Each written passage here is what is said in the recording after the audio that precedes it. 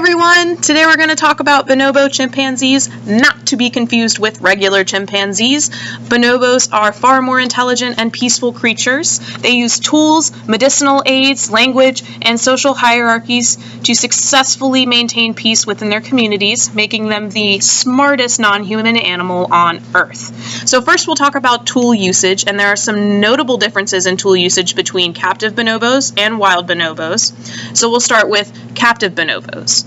Firstly, captive bonobos are provided these tools by their handlers in a vacuum of an environment. They can't leave their enclosures. They don't have to forage for food because it's provided to them every day. So they have more time to experiment with tools, seeing which ones work for which jobs best.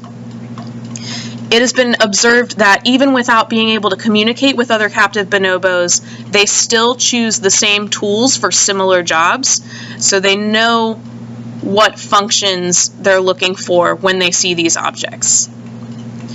Also, captive bonobos are known to smash bones lengthwise, neatly down the center to get to the marrow inside. Normally, other primates would just smash the bones willy-nilly, but bonobos' careful opening is actually a behavior previously believed to be exclusive to those close to human lineage. Obviously not so. And bonobos in the wild might not have as much hang time. They do have to forage for food and have a larger territory. However, they do express great knowledge about the world around them. Wild bonobos have been observed chewing on herbs for medicinal purposes and will even distribute them across their communities to aid with other group members' illnesses. Sometimes these herbs can help with tummy aches, they can be anti-parasitic, a lot of them have anti-malaria qualities, and bonobos have also been known to chew on leaves until their saliva mixes with the herb, so they can make a salve to put on wounded or diseased skin, like monkey neosporin. Next, bonobos have a remarkable aptitude for linguistics. They don't use words, but they do use sounds, and they use nonverbal and verbal communication. So we'll talk about verbal communication first. The most notorious sound that bonobos use is called the pan-hoot, which was a term coined by Jane Goodall. It's the cliche ooh, ooh, ooh, ah, ah, ah that you hear when you think of a monkey. However, context is vital to these pan-hoots because they're non-referential, meaning other group members have no idea what they're ooh-oohing at without proper body language. So these pan-hoots could mean anything from I'm in danger to I just want some attention.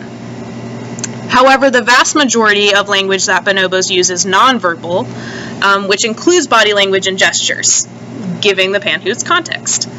Bonobos are taught sign language and can communicate effectively in informal and spontaneous conversations with both each other and their handlers.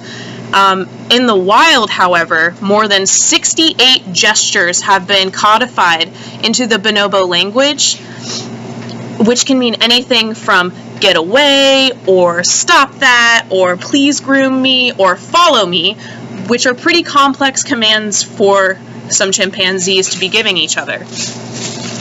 Finally, bonobos govern themselves by employing a set of customs that are unique to their society.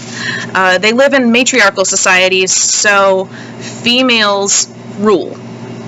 Females are known to have meetings with each other that exclude other members of the group, including males, sometimes younger females. It's the elderly females that meet together. They seem to kind of chatter, and they do communicate with each other. It really looks like a council meeting if you watch videos. It's very interesting, but they are exclusionary in these meetings. Bonobos are lovers, not fighters. There hasn't been a single recorded instance of another bonobo killing a bonobo, so there's no intraspeciary violence. Whereas regular chimps are more warlike, territorial, and testosterone-fueled, bonobos maintain a peaceful society by making sure everyone is sexually satiated. So females will greet each other with sexual favors to show respect, honor, and welcome other females into their groups, whereas their sexual interactions with male bonobos tend to be more for breeding purposes and peacekeeping, because if you keep the male satisfied, they're not going to be as violent. which seems to be working for them. Status in these hierarchies is determined by the bonobo's mother's status, and most males will stay in their natal group for their entire life, meaning the group that they're born into. However, females are regularly interacting with both sexes and will also join and move through several different groups before settling down permanently. These groups can include from 10 to 100 bonobos. Societies really have a vast range there. So in conclusion, bonobos are extremely intelligent animals because of their tool use and medicinal aids, also their linguistics, and their social constructs, hierarchies, and customs.